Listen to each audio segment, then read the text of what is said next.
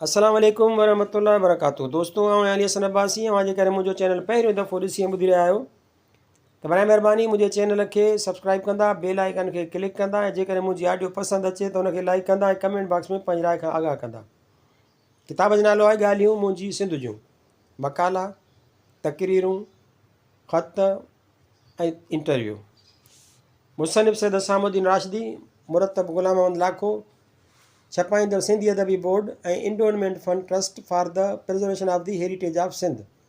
छापोटियूं साल 2020 ईस्वी। वधायल ऐं संवारियल।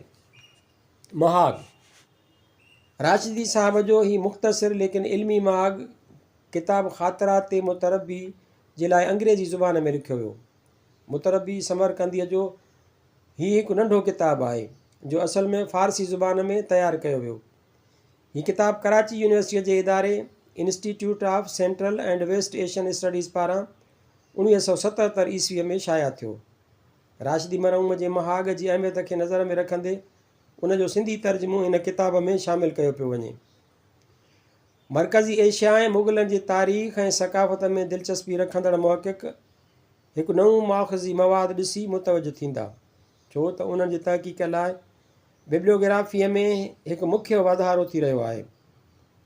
इहा असांजी कोशिशि पई रही आहे त मुतलिका उनवान ते अहिड़े मवाद खे शाया कजे जो अॼु ताईं मुहक़िक़नि जे नज़र खां ओझल पियो रहियो आहे। उन करे त अहिड़ो मवाद अॼु ताईं कलमी नुस्ख़नि जी सूरत में पियो आहे। अहिड़ो मवाद अञा न छपियो आहे, पर इन नोयत जे किताबनि जी तलाश ऐं तारुफ़ जो कमु बि अञा मुकमिल न थियो आहे। मौलाना मुतरबी समरकंदीअ जो किताबु ख़ातिरात मुतरबी, जंहिंखे असां नायाब तहरीर सम्झूं था, उहो लिखंदड़ जे तज़किरे नुस्ख़ाए ज़ेबाए जहांगीर जे आख़िर में ज़मी में ख़ात्मे जे सूरत में मौजूदु आहे। हरमने थी जंहिं इंडिया ऑफिस लाइब्रेरीअ जे कलमी नुस्ख़नि जो कैटलॉग तयारु कयो, हिन किताब खे तज़किराए जहांगीरी सॾियो आहे। हक़ीक़त में हीउ हिकु मुनफ़रिद क़िस्म जो कमु आहे जंहिंजी नोयत बिल्कुलु जुदागाना आहे। इहा मुग़ल तारीख़ ऐं मरकज़ी एशियाई इतिहास लाइ निहायत ई दिलचस्प ऐं कशिश रखंदड़ तहरीर आहे। हीअ किताब जो हाणे छपिजी रहियो आहे, इहो नायाब, असली ऐं पंहिंजो मिसाल पाण आहे। ओलह ऐं विच एशियाई इतिहास मरकज़ पारां उन जी इशात इदारे जे मुख्य मक़सदनि जे हासिलात तरफ़ हिकु अहम अॻभराई आहे। इहा इल्मी सोबत ताजिकिस्तान जे मशरिक़ी इल्मनि जे इदारे जे प्रोफेसर अब्दुल गनी मैरज़ेफ जी इल्मी ताउन ऐं सखावत सबबि मुमकिन थी सघी। निहायत ॾुख सां लिखिणो पवे थो त हिन सिलसिले जो पहिरियों किताबु तज़किरतुल शुअरा, जंहिंखे प्रोफेसर मैरज़ेफ एडिट कयो हो ऐं उहो 1976 ईस्वीअ में शाया थियो हो, उन किताब ते मूं वज़ाहती हाशिया ऐं तारुफ़ लिखियो हो। उन जी जॾहिं छपियल कापी दोशंबा पहुती, एसी असांजो ही मोतबर आलिम प्रोफेसर मैरज़ेफ फ़ानी जहान खे छॾे दारुल बका ॾे वञी चुको हो। संदसि वफ़ात 16 अगस्त 1976 ईस्वीअ ते थी। उन हूंदे बि हिन जे मरकज़ी एशियाई इतिहास में दिलचस्पी तोड़े ज़िमेदारी हिन किताब जी सूरत में मौजूदु आहे। हीअ किताबु ख़ातिरात मुतरबी हिन सिलसिले जे ॿिए किताब जी इशात सां, जेका प्रोफेसर साहब जे वफ़ात खां पोइ मुमकिन थी आहे, असांजे पुख़्ते इरादे खे ज़ाहिर करे थी त ॿई इदारा अहिड़नि मुतालनि जे मामले में हिक ॿिए सां ताउन जारी रखंदा। डॉक्टर रियाज़ुल इस्लाम ऐं इदारती कमेटीअ जे मेंबरनि जी हिन कम में दिलचस्पी ज़ाहिर करे थी त उहे अहिड़नि मिसाली तहक़ीक़ी कमनि में तमामु घणी दिलचस्पी रखनि था। हमदर्द फाउंडेशन जे सदर हकीम अहमद सईद जी दिलचस्पी न रुॻो हिन किताब जी इशात ज़रिए ज़ाहिर मुमकिन थी, पर संदसि दिलचस्पी ऐं जज़्बो मुस्तक़बिल में बि अहिड़नि कमनि लाइ उमीद भरियो ॾिसिजे थो। सैयद असामुद्दीन राशिदी। दीबाचो जनाब ग़ुलाम अली अलाना आजिज़ जे शहरी मजमूए के पढ़ाॾा के सॾ ते लिखियल दीबाचो। हीअ किताब साल 1981 ईस्वीअ में छपियो। जनाब जी अलाना जी शख़्सियत ऐं वजूद हैरत में विझंदड़ आहे। ऐं संदसि इंसानी ख़ूबियुनि जो इन ई दौर खां मुतारिफ़ आहियां जॾहिं पाण 1930 ईस्वीअ में अंग्रेज़ी में हफ़्तेवार अख़बार कढी सिंध जुदाई वारी युद्ध में सिंध जे माण्हुनि सां हमादोश थी बीठो।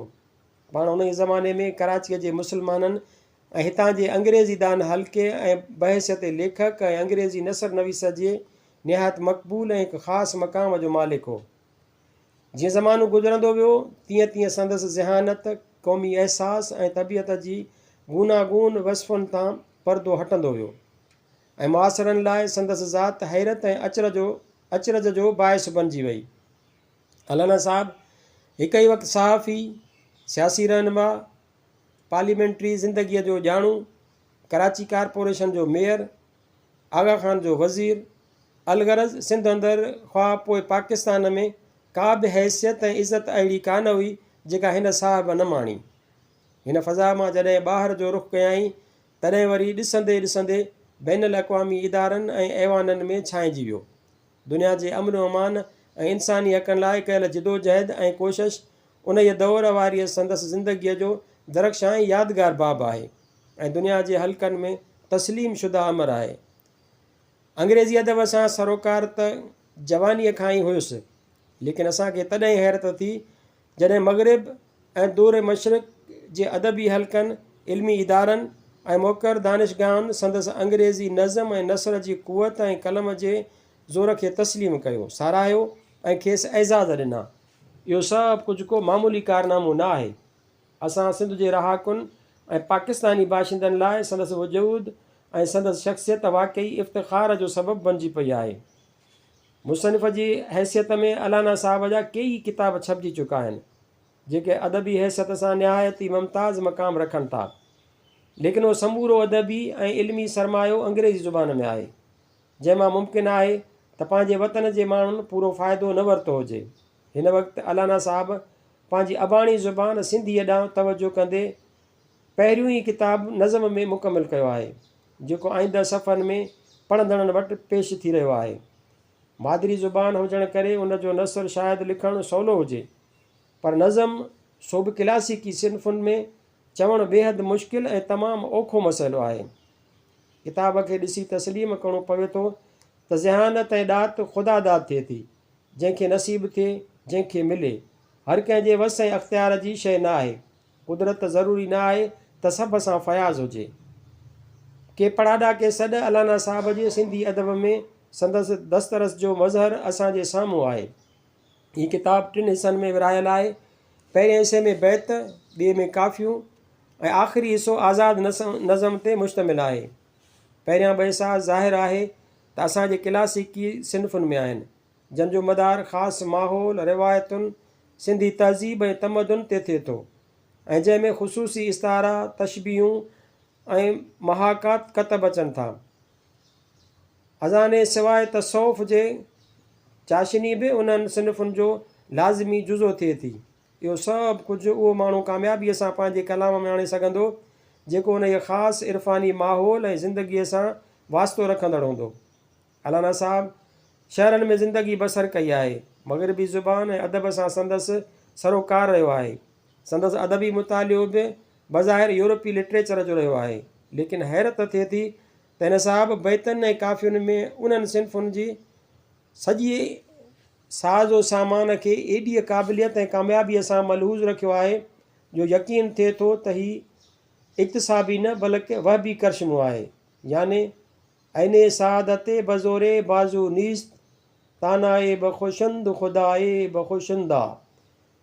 अलाना साहब जे बैतनि ख़्वाह काफ़ियुनि में इस्लामी तालीमात, तसौफ़ ऐं इरफ़ानी राज़नि ऐं रमज़ुनि जा तमामु गहरा उञाण ॾिसण में अचनि था, जेके संदसि फ़िक्र जी सलामती, इस्लामियात जे उन मुताले ऐं मुशाहिदे जो पतो ॾेई रहिया आहिनि। समूरे किताब में को बि आमी ख़्याल ऐं बेज़ारी तसवुरु कोन आयल आहे, जेको संदसि फ़िक्र जे पुख़्तगीअ ऐं तबियत जी सलामत रवीअ जो दलील आहे। कलाम में बुनियादी तरह हज़रत शाह लतीफ़ ऐं सचल सरमस्त जा रूह कार फ़रमा नज़र अचनि था। शाइर उन्हनि ॿिन्हिनि बुज़ुर्गनि जे रंग में रतल आहे। सिट जे रग ऐं रेशे में उन्हनि जो इरफ़ान महसूसु थिए थो। मसलन शुरू वारे बैत में सुरूर तूं सतार अझा आलिम आसरा, दाइम क़ाइम तूं सदा ॾेहनि जा ॾातार, मालिक ख़ालिक ख़ल्क़ जा मिड़नी जा मुख़्तियार, परवर पालणहार, मेहर कर मिसकीन ते। हज़रत शाह जो रूह ॿोले रहियो आहे। अहिड़ीअ तरह हेठियनि बैतनि में बि वाज़े तरह शाह जो रंग मौजूदु आहे। तो में हथ में आस बानीअ ते का बाझ कर, तन मन आहे उदास सरहो कर सचा धणी। आदम आला तूं करी रुक बनाई सोन, मूंखे कहिड़ी ओन गणे गणिया गुण केतिरा। आय तूं इलाहामी आहीन बैत बानीअ जो ॿोले, हू अमर इलाही आखेन वायूं वणंदड़ ही थियूं। तूं पड़ाॾो तूं सॾु तूं ॾियो तूं रोशनी, लासानी लाफानी वाली वाहिद तूं वॾो। वेहम विख वधाए रखिजो आस अलाह में, तंहिंखां पोइ मिलंदियाए वाधाए विसाल जी। ॾुखियो थो सफ़र सुझे हयात जी हुन पार, साथी न जित संगती न को मददगार। उत झलींदो ॾातार बानीअ जो हथ ॿाझसीं, ना नींहं गिननि जे तन सूर्य सिर रखियो। सबक पढ़नि न ॿियो आया इश्क अरन में, पंध परे मंज़िल दूर निबिरे कान नीहरीअ। अंदरि नूर ई नूर जे दिल भर सारी दिलि सां, झोलीअ में झलियुमि जेकी ॾिनूं ॾातार। आऊं त मंगणहार कोड़े कर्म करीम जा, जोगीड़ा जागनि पिया अल्लाह उचारीन। ख़ुदीअ खे खाईन सिर जूं सदा हणनि, आदेसन आदीअ उथी अंदरि ओरियाऊं। सिक सेन सारियाऊं पिरी परवर पंहिंजो, आदेसिन आदीअ उथी अंदरि ओरियाऊं। सिक सी सारियाऊं पिरी परवर पंहिंजो। गेड़ू संदन लिबास गले धागन हार, से जोगी पिया पार जन रूह में रब रिझायो। मथियनि चंद बैतनि मां अंदाज़ो करे सघिजे थो त शाह जो केतिरे क़दुरु न शाइर जे ज़हन ऐं फ़िक्र ते कब्ज़ो आहे। अहिड़ीअ तरह ॿियो असरु आहे मथसि सचल सरमस्त जो, जंहिंजा उञाण बि कलाम में घणी हद ताईं मौजूदु आहिनि। चवे थो, छा मस्जिद छा मंदर गिरजा टिकाणनि में, अलख वसे अंदरि हर हंधि हाज़ुर हक़ थियो। पाण खे पाण सुञाण वर्क सभु विसार, आऊं खण न साण अञा पंधु परे थियो। आऊं इंसान आऊं अमर आऊं जोत आऊं दाना, आऊं कतरो मंझि दरिया आबिद साजिद आहियां। दिल भर देरो दिल में थियो अंदरि उजालो, पिरीअ प्यालो प्यारियो इश्क अमीक मां। नसुल रंग तर्क करे मस्जिद मंदर छॾ, इश्क जो चरखो वॾ त पिरी पसी पाण वटि। छा ज़ात छा कुज़ात आदम मिड़ियो ई आदम, जन वसायो वहम से ई पहुची पार पिया। पढ़े निमाज़ूं सदा रोज़ा रखे यार, पढ़े निमाज़ूं सदा रोज़ा रखे यार। अंदरि तूं जार त रिढ़ी रसी राम खे। अलाना साहब जे हिन किताब जो अवल त आख़िर उहो ई रंग आहे। साॻी मस्ती ऐं मौज काफ़ियुनि में बि आहे। बहरहाल संदसि हीअ सूखड़ी सिंधी अदब लाइ अमुल तोहफ़ो आहे, ऐं जहिड़ीअ तरह हुन साहब अंग्रेज़ी अदब में पंहिंजो मक़ाम पैदा कयो आहे, तहिड़ीअ तरह सिंधी अदब जे तारीख़ में बि किताब पेश करे हिन पंहिंजी जाइ ठाहे वरिती आहे, जंहिं लाइ खेसि जस ऐं मुबारक हुजनि। किताब जी तरतीब तसहीह ऐं प्रूफ रीडिंग असांजे नौजवान अदीब ऐं शाइर जनाब इनायत बलोच साहब निहायत सलीक़े ऐं ख़ुशि ज़ौक़ीअ सां कई आहे, जंहिं किताब जे मानवी ऐं सूरी हैसियत जो हुस्न दुबाला करे छॾियो आहे। जज़ाकल्ला। कराची 13 जनवरी 1981 ईस्वी। हसामुद्दीन राशिदी। मुहाब इनायत बलोच जे किताब तंद कटारो कंद ते लिखियल महाग किताब साल 1981 ईस्वीअ में शाया थियो। 1947 ईस्वीअ में बरे सगीर जो विरहाङो थियो। सिंध पाकिस्तान में आई ऐं लखनि जे तादाद में ग़ैर मुस्लिम आबादी हितां लॾे हिंदुस्तान हली वई। अंग्रेज़नि जे राज में हिंदुनि खे हिते न रुगो इक़्तिसादी बरतरी हासिल हुई, पर अदब छपाई सहाफ़त ऐं अदबी तोड़े समाजी तहरीकुनि में बि हू मुस्लमाननि खां अॻिते हुआ। जॾहिं मुल्क नओं ठहियो त नई मख़लूक बि अची पहुती। हिते जा असलूका रहाकू उन ई इनक़लाब ऐं आबादीअ जे उथल पुथल मां पैदा थींदड़ सूरत हाल नतीजनि जे अंदाज़े ऐं असरात खां न आगाह हुआ ऐं न तयारु। समाज जो हर तरीक़ो ऐं ज़िंदगीअ जो हर शोबो मुतासिरु थियो ऐं केतिरनि ई सालनि ताईं मुतहीर रहियो। जिते लॾे ईंदड़ आबादीअ खे मसइलनि सां साबिको पियो, उते असलूकनि रहाकुनि खे बि अकीचार मुश्किलातुनि सां ॾियणा पिया, मुंहां थियणो पियो। जेको इनक़लाब या वॾी फेरफार जो कुदरती नतीजो थिए थो, उन ई समूरे अमल जो रद्द अमल असांजी ज़ुबान, अदब ऐं अदीबनि ते पियो, जेके उन ई ओचिते आपदा लाइ अॻुवाट तयारु न हुआ, तंहिं करे फौरी तरह पाण संभाले न सघिया। मथनि अचरज, नाउमीदी ऐं निराशाईअ जी कैफ़ियत तारी थी वई। कंहिं इनक़लाब मां जिते नुक़सान न पची सघनि था, उते फ़ाइदनि जी उमेद बि रखणु खपे। इनक़लाब फ़क़ति नाउमीदी, मायूसी ऐं तबाहीअ जो नालो न आहे, बल्कि बेदारी, जिदोजहद ऐं सुजाॻीअ जो सनेहो बि थी सघे थो। या खणी चइजे त हिकु जूण बदिलाए अलोट निंड मां उथी खड़े थियण ऐं नवाण अचण जो पैगाम बि थिए थो। ऐं सिंधी अदब जे सिलसिले में थियो बि ईअं। नाउमीद ऐं बेवसीअ जे समुंड मां आसिरे ऐं सुजाॻीअ जी हिकु अहिड़ी लहर उभिरी, जंहिं सिंध जे अदबी दुनिया खे सैराब करे छॾियो। अदब, फ़नून लतीफ़ा ऐं आर्ट जे सभिनी सिन्फ़ुनि में सुजाॻी ऐं नवाण जो दौरु रिनासेंस अची वियो। सिंध में शाह अब्दुल लतीफ़ रहमतुल्लाह अलैह जे रिवायतुनि जो तसलसुल तोड़े जो कॾहिं बि टुटो न हो, लेकिन टालपुरनि जी साहिबीअ में शहरनि अंदरि ग़ज़ल जे शकिल में हिकु अदबी शोशो शुरू थियो, जेको कंहिं बि सूरत में सिंध जे ज़हन, फ़िक्र, ज़िंदगी ऐं रिवायतुनि जो हासिल ऐं हामिल न हो। ग़ज़ल जी सॼी जोड़जक, उन जूं समूरियूं तशबीहूं, इस्तारा ऐं मवाद फ़र्ज़ी ऐं अहिड़ियूं हुयूं जेके सिंध जे अखियूं न कॾहिं ॾिठियूं ऐं न कननि कॾहिं ॿुधियूं हुयूं। शाइरी शाइरनि ग़ज़ल चई न छड़ो पंहिंजो वक़्तु ज़ाया कयो, बल्कि सिंध जे नाज़िक ऐं साफ़ ज़ुबान में गंदगी ऐं अफ़ूनत जा अंबार इकट्ठा करे छॾिया। असुल में शहर जा शाइर पंहिंजे तहज़ीब, तमदुन, रवायतुनि ऐं फ़िक्री नज़ाकतुनि खां यकसर बेगाना ऐं हिकु अहिड़ी दुनिया में हरू भरू जाखोड़ कंदा रहिया, जंहिंजो हासिल कुझु बि न हो। याने संदन फ़रमूदात ऐं इरशादात आलिया सिंध में न मक़बूल थी सघिया ऐं न उहे असांजे अदब ऐं अदबी तारीख़ जो जुज़ो बणिजी सघिया। उहो हिकु नामाकूल दौरु हो, जेको टालपुरनि जी हुकूमत खां शुरू थियो ऐं अंग्रेज़नि जे ज़वाल वारे ज़माने खां थोरो अॻु पंहिंजे मौत मरी वियो। अफ़सोस फ़क़ति उहो आहे जो काग़ज़ कारा थिया ऐं वक़्तु ज़ियान थियो। अॼु न उन्हनि शाइरनि जो ज़ख़ीरो क़ाबिले क़दुरु आहे ऐं न उहे शाइर कंहिंखे यादि ई आहिनि। सिंध खे पंहिंजी तहज़ीब, पंहिंजो तमदुन ऐं पंहिंजो फ़िक्र आहे, जंहिंजे इज़हार जा अदबी ज़रिया बि वटसि पंहिंजा ऐं मख़सूस आहिनि, जिन खे काफ़ी ऐं ॾोहीड़ो चइजे थो। उन्हनि जा इस्तारा, तशबीहूं ऐं तलमियूं पंहिंजूं ऐं निज मुल्की आहिनि।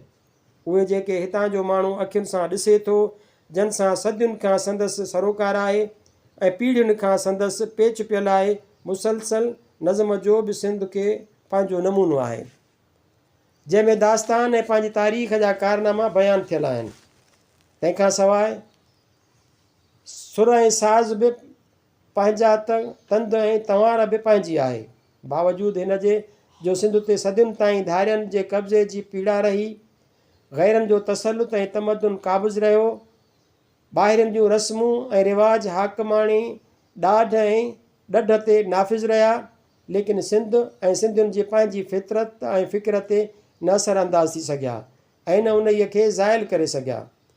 सिंध जे हुस्न जी परख पंहिंजे इश्क जो मयार जुदा, महबूब जो तसवुरु मख़सूस ऐं उन ई सिलसिले में जज़्बनि ऐं अहसासनि जो इज़हार इंतिहाई नाज़िक ऐं बाज़ारी ख़्वाह ओबाश तर्ज़ खां पाक ऐं साफ़ थिए थो। सिंधी शहर में कॾहिं बि आमियाना ऐं इख़लाक़ खां किरियल न ख़्यालु हूंदो ऐं न तसवुरु। ॻाल्हि तोड़े जो मिजाज़ खां शुरू थींदी, लेकिन अंत वञी हक़ीक़ी इश्क सां थींदुसि। शहरनि जे ग़लबे ऐं पंहिंजे अदबी विरसे खां बेगानगीअ सिंधी अदब ते जेको सख़्तो तारी कयो हो, हिंदुनि ऐं मुस्लमाननि जे कुझु रोशन ख़्याल नौजवाननि जे अखि पटण ऐं कोशिश सां पाकिस्तान खां चंद साल अॻु टुटणु शुरू थियो हो। उन्हनि अदीबनि पंहिंजी विञायल रिवायतुनि खे, जंहिंजा मुहदार शाह साईं, सचल सरमस्त ऐं ॿिया केतिरा क्लासिकल शाइर हुआ, वरी न फ़क़ति ज़िंदह करण जी इब्तिदा कई, बल्कि नए ज़माने ऐं ईंदड़ हालतुनि जो जाइज़ो वठी सिंधी शहर में नवाण पैदा करे उन में ज़िंदगी ख़्वाह मुल्की ऐं समाजी ज़रूरतुनि सां मुताबिक़त पैदा कई ऐं उनखे जानदार ऐं हिकु हक़ीक़त जो रूप वठायो। लेकिन अञा उन जी सुजाॻीअ जी इब्तिदाई हुई त 1947 ईस्वी वारो इनक़िलाब आयो, जंहिंमें लॾपणाण हिकु दफ़ो वरी मुल्क जे सॼे सूरत हाल सां गॾु अदबी माहौल ते बि असरु कयो। नाउमीदी ऐं मायूसीअ जो दौरु ॿीहर शुरू थियो, जेको हलियो त चंद साल, पर उन खां पोइ हिकु ग़ैर मामूली ज़हनी ऐं फ़िक्री इनक़िलाब पैदा थियो। हक़ीक़त में उहो हिकु मौजज़ो हो। कंहिंखे बि उमेद न हुई त सिंधी शहर ऐं अदब उन बेसरो सामानीअ जे हालत में उसरी सघंदो। लेकिन आफ़रीन आहे असांजे नए नस्ल जे नौजवान साल शाइरनि ऐं अदीबनि खे, जन न फ़क़ति छिगल तंदूं वरी ॻंढे वरितियूं, पर पंहिंजे सॼे अदब ऐं सक़ाफ़त खे नए सिर जोड़े हैरतनाक इनक़िलाब आंदो ऐं उन विरसे खे आसमान ताईं पुॼाए दुनिया जे आबरूमंद ज़ुबानुनि जे बहितरीन अदब जी सफ़ में आणे बीहारियो।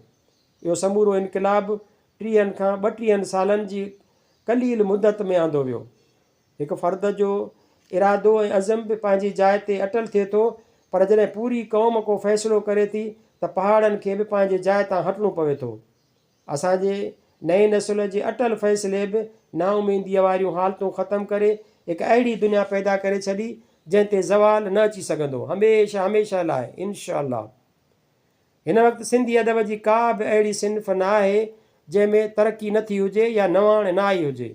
उन जे सिलसिले में न फ़क़ति पंहिंजे पुराणियुनि रिवायतुनि खे जीआरियो ऐं संवारियो वियो आहे, पर सिंधी अदब में ख़ारिजी असरात ऐं रुझान बि अहिड़े अंदाज़ में आंदा विया आहिनि जो उहे पंहिंजा था लॻनि, जंहिं लाइ नौजवान नस्ल असां सभिनी जे मुबारकनि जो मुस्तहिक़ आहे। हिननि ॿिनि महाज़नि ते लड़ाई लड़ी कामयाबी ऐं कामरानी हासिलु कई आहे। हिकु त ग़ज़ल जे ला यानी सिन्फ़ जे पोइलॻनि खे यानी लकीर जा फ़क़ीर बनिया मुहांडरा ऐं मुहदार शाइर थिया थे वतिया, अदबी मैदान मां हकाले ॿाहिरि कढी छॾियो, ऐं ॿी युद्ध अदबी सिन्फ़ुनि जे तारीख़ी रिवायतुनि खे नए सिर ज़िंदह करे उनखे अहिड़े आबरूमंद मक़ाम ते आंदो जो असां सभिनी जो ॻाठ अॼु ऊचो थी वियो आहे। उहा जदोजहद ऐं उहा फ़तह, कामरानी ऐं कामयाबी हिकु लाज़वाल तारीख़ी वाक़ियो आहे जेको आईंदे जो मोरिख़ निहायत फ़ख़्र सां लिखंदो।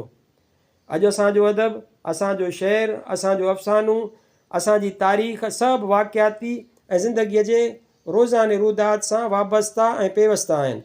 हादिसनि, नाउमीदियुनि, ज़िंदा रहण जी कशमकश ऐं मसइलनि सां तसादुम सभिनी खे सुजाॻ करे छॾियो ऐं अॼु न फ़क़ति शहर पर ॻोठ, वस्तियूं ऐं वाण सभु अदबी तहरुक जा मर्कज़ थी विया आहिनि। हर हंधि हिकु ई तंद ऐं तार, हिकु ई सुर ऐं साज़ आहे।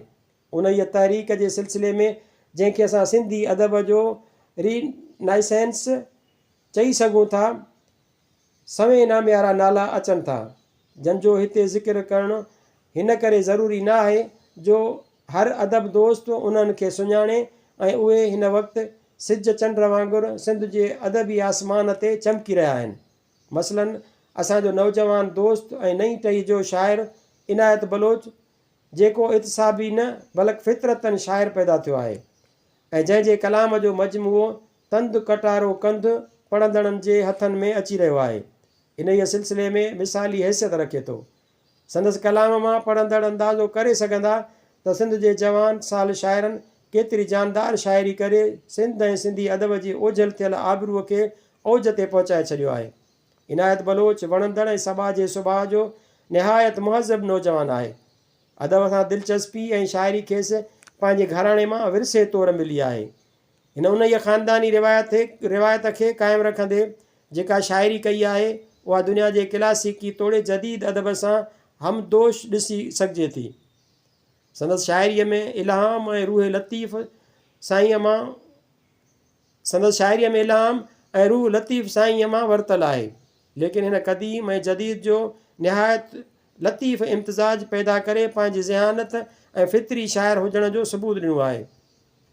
इनायत बलोच जे मिज़ाज में जेका मलाइमत ऐं फितरत अंदरि जेका सबाझाई आहे उन जो अक्स संदसि शहर जी हर सिट मां ज़ाहिर थी रहियो आहे, जंहिंखे पढ़ंदड़ पहिरीं नज़र में ई ॾिसी सघे थो। इनायत खे पंहिंजे मुल्क जे माण्हुनि सां, मुल्क जी हर हिकु शइ सां बेपनाह मुहबत आहे। इस्तारा, तशबीहूं ऐं तलमीहूं हिन पंहिंजे ओसे पासे जूं इस्तेमालु करे पंहिंजे शहर खे मक़ामी ऐं मुल्की रंग में रचे छॾियो आहे, जेको हिकु त फ़र्ज़ी ऐं ग़ैर फितरी मालूम नथो थिए, ॿियो त उन जे सरमाए संदसि शहर खे मुल्क जे लाज़वाल मिल्कियत बनाए छॾियो आहे। इनायत जो समूरो कलाम कंहिं न कंहिं तासुर जो नतीजो आहे। उहो शहर बराए शहर न, पर कनि हक़ीक़तुनि, कनि क़ल्बी जज़्बनि ऐं कनि अखियुनि ॾिठे ऐं फ़िक्री महसूसात जो मज़हर आहे। उहो ई मुख्य सबबु आहे जो संदसि शाइरी ला यानी लफ़्ज़नि जो अंबार ऐं बेमक़सद जुमिलनि जो ढेर न, बल्कि हिकु हक़ीक़त ऐं ज़िंदगीअ सां मुताबिक़त रखंदड़ अदबी गुफ़्तो शुनीदा आहे। हुस्न इश्क़ इंसान जे फितरत जो हिकु अणछिजंदड़ अंग आहे। जॾहिं उन जो इज़हार इनायत बलोच करे थो त उन में बि सिंध जी तहज़ीब, मुआशिरे जे क़ाइदनि ऐं उन्हनि ख़ासि लफ़्ज़नि ऐं जुमिलनि खे आणे थो जेके असांजी पंहिंजी मिल्कियत आहिनि। सिंध संदसि वतन आहे जंहिंसां मुहबत संदसि ईमान जो जुज़ो आहे। उन जे जज़्बे खे वेढ़ा वसन ऐं वतन ॾे सलाम ऐं पैगाम में महसूसु करे सघिजे थो। साॻिए वक़्तु सॼी दुनिया जे इंसाननि सां जेको अबदी नातो ऐं रिश्तो आहे, जेको असां सिंधियुनि जो नस्बुल ऐन आहे, उहो बि बराबरि संदसि रूह में रचियलु आहे, जंहिंजो इज़हार हिन मां इंसान आहियां में कयो आहे। इनायत जी शाइरी ज़िंदगी, वाक़िअनि ऐं सफ़र खां मुतासिर आहे। हीअ हसास शाइर जिते जिते वियो आहे ऐं जिन वाक़िअनि संदसि अहसासनि खे झंझोड़ियो आहे, उन्हनि जो हिन बेअख़्तियार नज़म में इज़हार कयो आहे। जीअं हिकु मुसवर को मंज़र चिटे, अहिड़ीअ तरह हिन उन ई अहसास खे नज़म में मुजस्सिम कयो आहे। लेकिन बुनियादी तरह संदसि शाइरीअ जो महासिल मुख़्तलिफ़ सूरतुनि में मजमूए तरह उहो आहे जेको हिन हेठिए नज़म में ॿुधायो आहे। अॼु आदेसी अचणा आहिनि, ॾीआ रोशन रखणा आहिनि, होशू हेमू दूल्हा दोदा मांझी मोरन मरणा आहिनि, राति खुटे थी बाख फुटे थी भाग असांजा वरणा आहिनि, सांड्रा हाणी सोघो आहीं तोसां लेखा करणा आहिनि, कंहिंजो ॾोह न आहे प्यारा पंहिंजा करणा भरणा आहिनि, छपर नेठि त छेतियूं थींदा टकर आख़िर टरणा आहिनि, शाह जी धरती मुंहिंजा तोसां, शाह जी धरती मुंहिंजा तोसां लिखियल मरणा पढ़णा आहिनि। भायां थो त असांजे हिन नौजवान शाइर जे ज़हन में उन वक़्तु शाह जो ही शहर तरी आयो हो। जूनागढ़ झुरंदो पवंदी झांइ झरोक में। आउं हिन शाइर लाइ ॿियो छा चई सघां थो सवाइ हिन दुआ जे त रब करीम संदसि दिलि जूं मुरादूं पूरियूं करे ऐं ज़िंदगीअ जूं कामरानियूं खेसि नसीब थियनि।